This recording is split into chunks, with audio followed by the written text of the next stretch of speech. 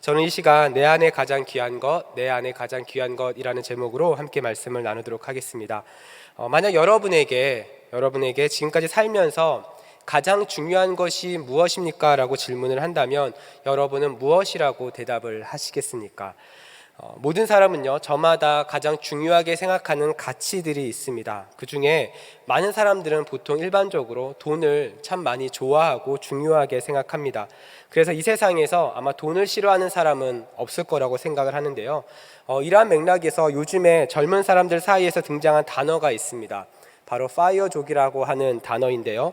이 파이어족이라고 하는 단어는 30대 말이나 40대 초에 조기 은퇴를 목표로 하는 사람들입니다. 이러한 사람들은요, 20대 때부터 자신들이 하고 있는 모든 일들에 대해서 극단적으로 소비를 줄이고 월급의 70에서 80%를 저축하면서 은퇴 자금을 마련하는 사람을 바로 이렇게 파이어족이라고 부릅니다. 그런데 왜 이런 일이 발생했는가 보니까요, 노년의 행복의 가치를 바로 돈에 두고 있기 때문에 그렇습니다. 그리고 20대 때부터 준비하지 않으면 미래가 보이지 않는다라고 하는 그 불안한 마음이 그들 가운데 있었던 것이죠. 그래서 많은 사람들은 젊은 사람들은 지금부터라도 열심히 준비를 해야 내가 노년에 그래도 무시받지 않고 행복하게 살 수 있다라고 생각을 하고 있는 것입니다.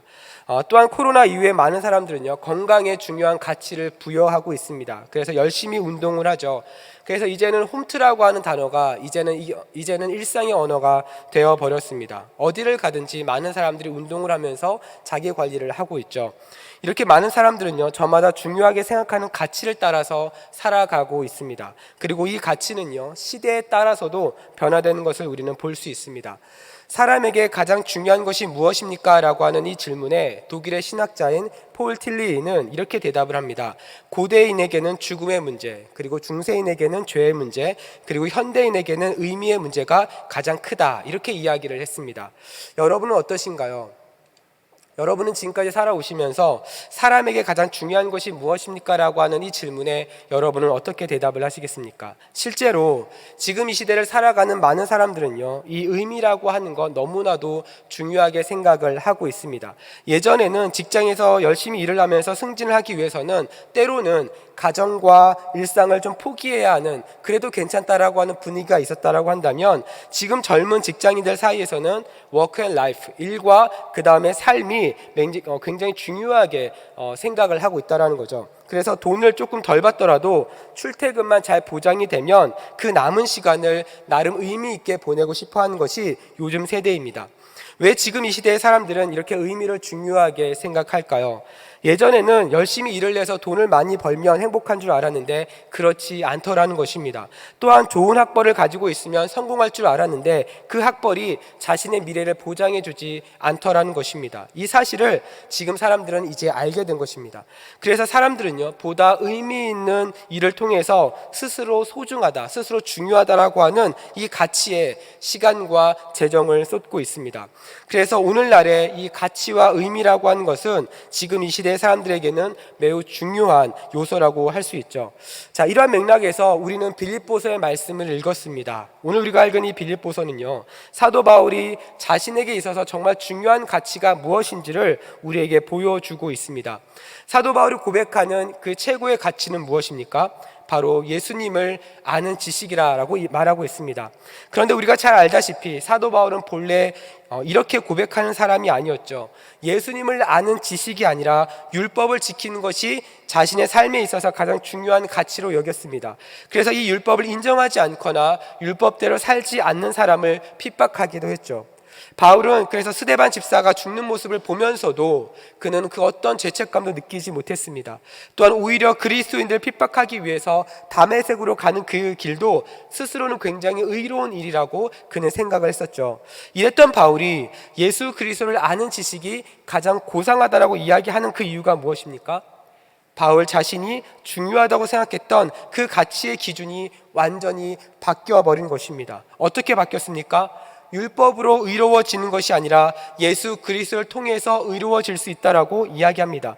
율법을 지키는 것이 아니라 말씀에 순종하는 것이 더 중요한 가치로 여기게 되는 것이죠. 사도 바울이 이렇게 고백한 이유가 무엇입니까? 그는 바로 부활하신 예수님을 만났기 때문에 그렇습니다.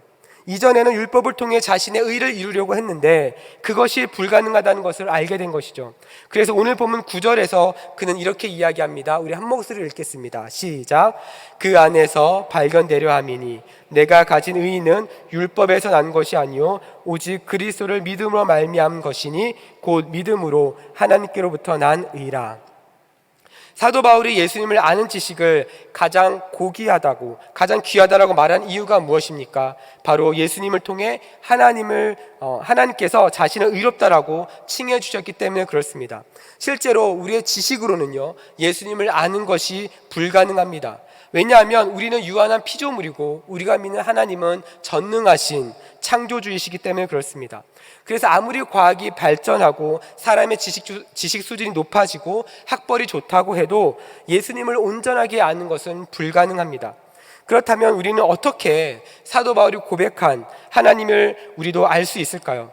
나의 힘이나 나의 능력으로 되는 것이 아닙니다. 바로 예수 그리스도를 나의 구원자로 믿고 그리고 그 믿음의 눈으로 하나님을 바라볼 때 우리는 예수님을 아는 지식을 소유할 수 있습니다. 사랑하는 우리 성도 여러분, 여러분도 이 사도 바울처럼 예수 그리스도를 여러분의 구원자로 믿고 계십니까? 아마 여러분 중에는요 3대가 기독교 집안인 분들도 계실 것입니다. 오랜 시간 동안 신앙생활을 해오신 분들도 계실 것이고요, 다양한 프로그램을 통해서 성경을 오랫동안 배워보신 분도 계실 것입니다. 그런데 왜 우리는 예수님을 아는 지식이 부족하다고 생각이 들까요? 그 이유는 간단합니다. 열심히 교회만 다녔기 때문에 그렇습니다. 열심히 성경만 읽으셨기 때문에 그렇습니다. 열심히 기도만 하셨기 때문에 그렇습니다. 제가 어떤 의미로 이 말씀을 드리는지 여러분 이해가 되십니까? 열심히 교회만 다니고 주님을 만나지 못하면 예수님을 아는 지식이 쌓이지 않습니다. 열심히 성경을 읽지만 그 안에 숨겨진 하나님을 만나지 못하면 예수님을 아는 지식이 쌓이지 않습니다. 여러분이 필요한 것을 얻기 위해서 하나님께 기도만 하고 정작 기도를 통해 하나님의 뜻을 알지 못하면 예수님을 아는 지식이 쌓이지 않습니다. 사랑하는 성도 여러분, 사도 바울이 성경 지식이 부족했습니까? 행함이 부족했습니까? 그렇지 않습니다. 오늘 본문의 4절은 사도 바울이 이렇게 이야기하죠. 우리 한 목소리를 읽습니다. 시작. 그러나 나도 육체를 신뢰할 만하며 만일 누구든지 다른 이가 육체를 신뢰할 것이 있는 줄로 생각하면 나는 더욱 그러하리니. 만약 행함과 성경 지식이 예수님을 아는 지식을 쌓는 기준이었다고 한다면 사도 바울은 전혀 꿀릴 것이 없는 사람입니다. 그렇다면 사도 바울의 변화의 시작은 언제부터였을까요? 바로 다메섹으로 가는 그 길에 주님을 만났을 때였습니다. 바울 당시에 최고의 율법학자인 가말리엘 밑에서 그가 율법을 배울 때가 아니라 다메섹으로 가는 길에 주님을 만났을 때 그의 변화가 일어났던 것이죠.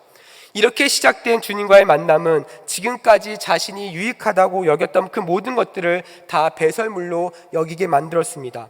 그러면서 오늘 보면 9절에 매우 중요한 표현이 등장하는데요, 바로 그 안에서 발견되려 한다라고 하는 표현입니다. 여기서 그 안에서라고 하는 이 말은요, 예수 그리스도 안에서 발견되려 한다라고 하는 고백입니다. 내가 중요하다고 생각하는 가치로서 나를 바라보는 것이 아니라, 세상이 중요하다고 말하는 가치로서 자신을 바라보는 것이 아니라 예수 그리스도의 가치 안에서 자신을 바라보려고 한다라는 것입니다. 사랑하는 여러분, 예수 그리스도의 가치가 무엇입니까? 이것은 바로 십자가의 가치입니다. 우리를 너무나 사랑하셔서 자신의 하나뿐인 독생자 예수 그리스도를 아끼지 않는 그 가치입니다.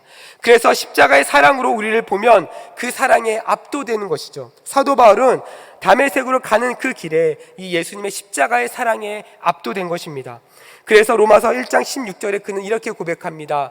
우리 한 목소리를 읽어볼까요? 시작. 내가 복음을 부끄러워하지 아니하노니 이 복음은 모든 믿는 자에게 구원을 주시는 하나님의 능력이 됨이라. 먼저는 유대인에게요 그리고 헬라인에게로다. 사도 바울은 다메섹으로 가는 길에 주님을 만났습니다. 복음을 전하는 사람을 핍박하고 복음을 전하는 사람을 어떻게 해서든지 그것을 막으려고 했던 그 사도 바울이 이제는 어떻게 고백합니까? 내가 복음을 부끄러워하지 아니한다라고 고백합니다. 사도 바울은 이런 과정을 통해 하나님 안에서 새로운 가치를 발견한 것입니다. 십자가 안에서 새로운 가치를 발견한 것입니다. 이 가치를 믿지 않는 사람들에게 그들은 또한 사도 바울은 또한 가르치기 시작하고 전하기 시작을 하죠. 그리고 오늘 우리가 알고 있는 이 본문의 빌립보 교회가 이러한 과정을 통해서 나온 사도 바울의 열매였습니다. 우리가 잘 알다시피 빌립보 교회는요, 사도 바울이 마게도냐로 오라고 하는 그 환상을 보면서 시작된 교회입니다. 사도 바울은 이 환상을 따라서 마게도냐로 가게 되고요. 그리고 루디아라고 하는 옷감 장사를 하는 여인을 만나게 됩니다. 그리고 이 루디아는 사도 바울을 통해서 세례를 받게 되고 자신의 집에서 예배를 드리면서 이 빌립보 교회가 시작이 되죠. 또한 이 빌립보서는요, 사도 바울이 빌립보 교회를 향해서 쓴 편지입니다. 구약 시대에는 선지자가 그 지역에 있었고 하나님 말씀을 직접 대언했기 때문에 편지가 필요 없었습니다. 하지만 신약 시대에는 로마의 핍박으로부터 그리스도인들이 흩어져 있었고 사도들이 직접 갈 수 없었기 때문에 편지로서 서신서를 보내는 것은 매우 효과적인 방법이었습니다. 자, 그렇다고 한다면 사도 바울은 왜 빌립보 교회를 향해서 편지를 썼을까요? 이 당시 빌립보 지역의 상황은 쉽지가 않았습니다. 크게 세 가지로 나눌 수 있는데요. 첫 번째는 빌립보 교회를 향한 공격들이 있었습니다. 이 당시 초대 교회들을 이해하기 위해서는 두 가지의 상황을 우리가 생각해 봐야 하는데, 첫 번째는 외부적으로는 로마 제국의 지배가 있었고, 그 다음에 고대 그리스 문화를 중심으로 발전한 그 헬레니즘의 문화의 영향 아래 있었습니다. 다시 말하면 하나님을 믿기에 편한 상황이 아니었다라는 것이죠. 두 번째는 내부적으로 유대교와의 문제가 있어서 은사라든지 교리라든지 또한 윤리적인 문제가 이 안에 갈등으로 작용하고 있었습니다. 이러한 상황에서 빌립보 교회 성도들은 고난을 피할 수가 없었습니다. 왜냐하면 예수님을 믿는다라고 하는 그 이유만으로 복음을 모르는 사람들로부터 무시당하고 이웃들에게 학대를 당했기 때문에 그렇습니다. 그래서 이 당시 빌립보 교회 성도들, 그리스도인들은 사회적으로 진출을 하더라도 고위, 어떻게 보면 어떤 리더의 자리에 올라가기가 쉽지가 않았습니다. 또한 두 번째로 빌립보 교회 상황은요, 교회 안에서 또한 갈등들이 많이 있었습니다. 우리가 읽지는 않았지만 빌립보서 4장을 보면요, 유오디아와 순두계라고 하는 불리는 두 명의 여인이 등장을 하죠. 이 여인들은 사도 바울의 사역을 함께 도운 사람들입니다. 어떻게 보면 굉장히 귀한 사람들이라고 볼 수 있는데, 이 두 명이 서로에 대한 시기심과 경쟁심 때문에 빌립보 교회 안에 갈등들이 발생하기 시작합니다. 그래서 빌립보서 4장 2절을 보니까 사도 바울은 이 유오디아와 순두계에게 주 안에서 같은 마음을 품으라라고 이야기를 합니다. 이렇게 내부에 갈등이 있었던 것이죠. 또한 마지막 세 번째는 복음에 대한 논쟁들이 일어나고 있었습니다. 우리가 잘 알다시피 빌립보서 3장 2절을 보니까 개들과 행악하는 자들과 손할례당이라고 불리는 사람들을 주의하라라고 사도 바울은 이야기합니다. 여기서 말하는 개들, 행악자 혹은 손할례당이라고 불리는 사람들은 그 당시 유대적인 그리스도인들이었습니다.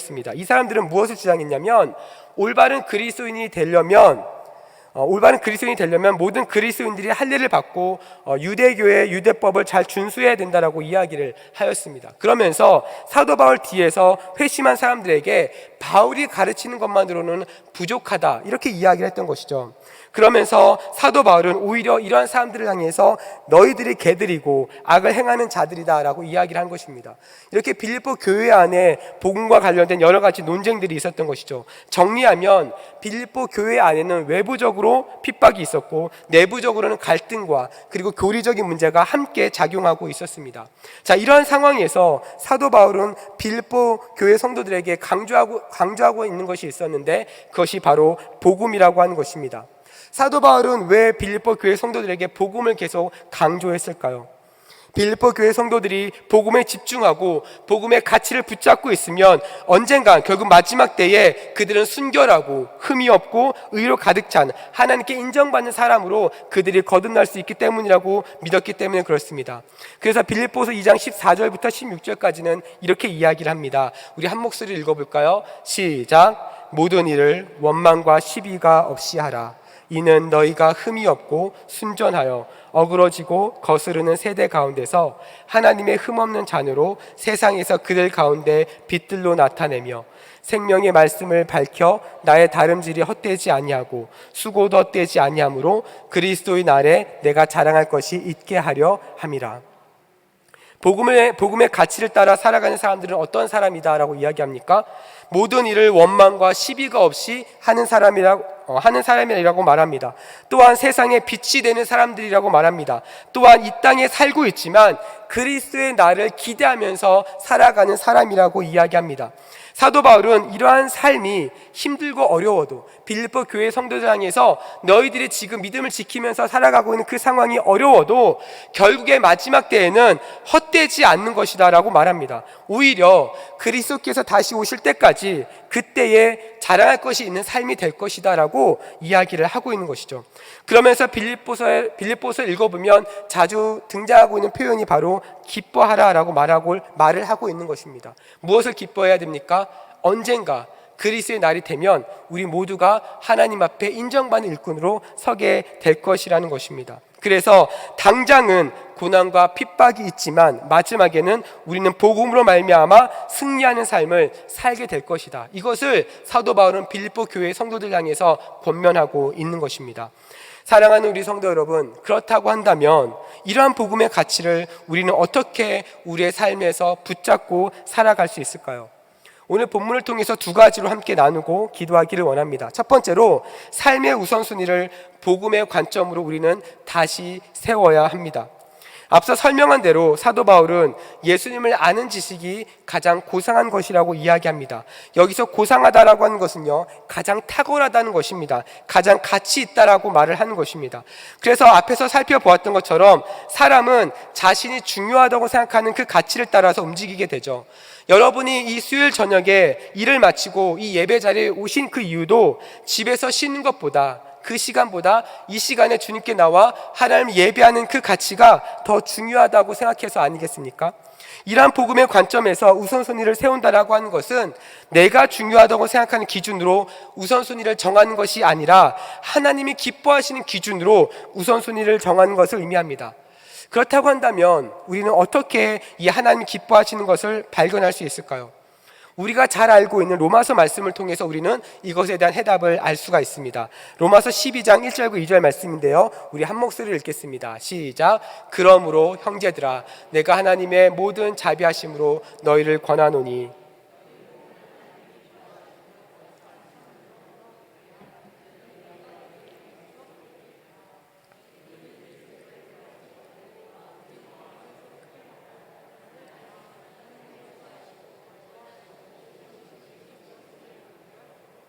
아멘. 여러분, 이 본문에서 하나님이 기뻐하시는 삶이란 무엇을 의미합니까? 우리의 몸이 산 제물이 되는 것이라고 말합니다. 여러분, 보통 제물이라고 하면요, 구약시대에 하나님께 제사를 드릴 때 사용하는 짐승이나 곡물을 의미합니다.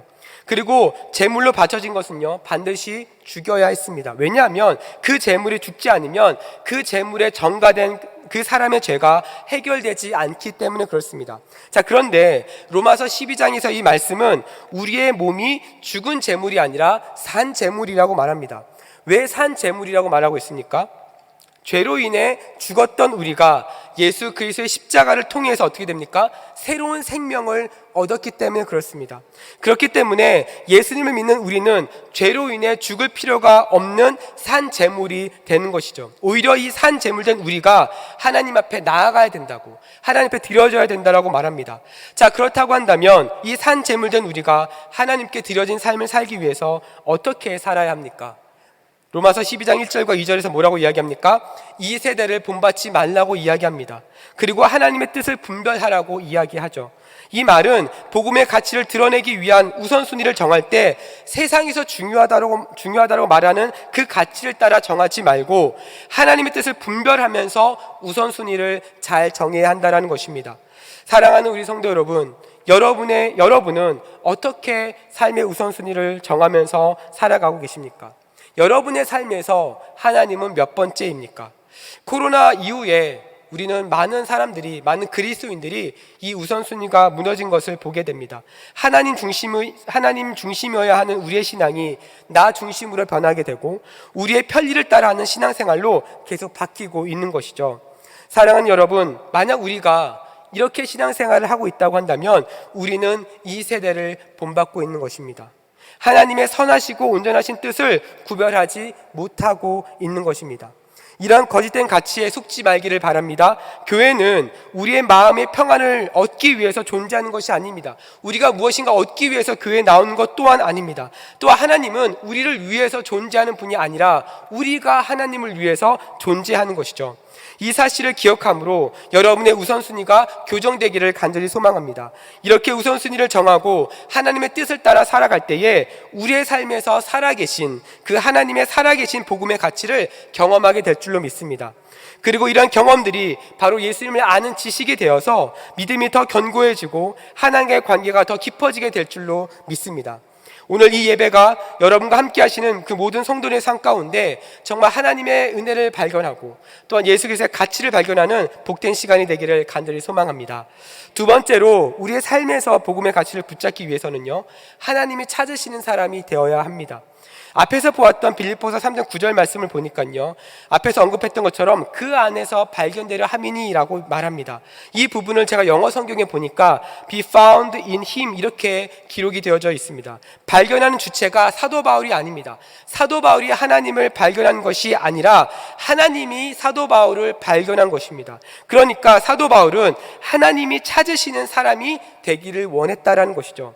여러분은 어떻습니까? 여러분은 하나님이 찾으시는 사람이 되기를 소망하십니까? 성경을 보니까요, 하나님은 이러한 사람을 찾으신다라고 말하는 구절이 하나 있습니다.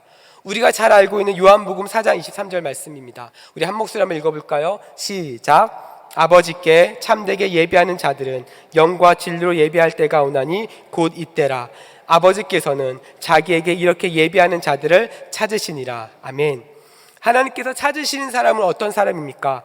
바로 영과 진리로 예배하는 자들이라고 말씀하십니다. 하나님께서는 그러한 사람들을 찾고 계신다라고 말씀하시죠. 우리는 왜 영과 진리로 예배를 드려야 할까요? 하나님이 바로 영이시기 때문에 그렇습니다.